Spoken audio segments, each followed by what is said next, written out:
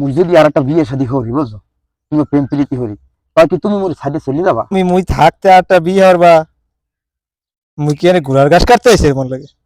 না না সেটা না, মানে বলা তো যায় না বেটা, যুগ যেই যুগ, কোন সময় কোন প্যাসে পড়িয়ে যায় কিংবা কোন জায়গায় যায়, ঠিক আছে? তবে প্রেম প্রীতি তো মানুষ একটু আবেগের ছোট বুড়া বয়সে করে, প্রেম প্রীতি তো আর বয়স মানে না। তোমার কপালটা ভালো, মুই এখনো তোমার মাথা ধরিয়ে আছি। আলাদা যে হইছে না, মুই কি তোমার সতীনের ঘর করতে আইছি তোমার লাগে? না তোমার সতীনের ঘরের কথা কই নাই, মানে কইতে আছি যদি ভবিষ্যতে এদিক সেদিক একটু হয়, হলে কি সোজা বাপের বাড়ি যাবা না এখানেই থাকবা?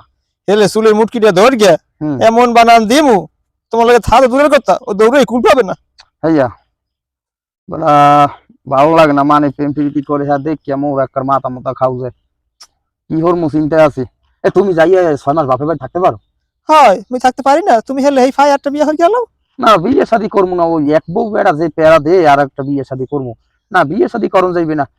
যাই হোক, যাক ওটা পরে চিন্তা, ওরা দেখ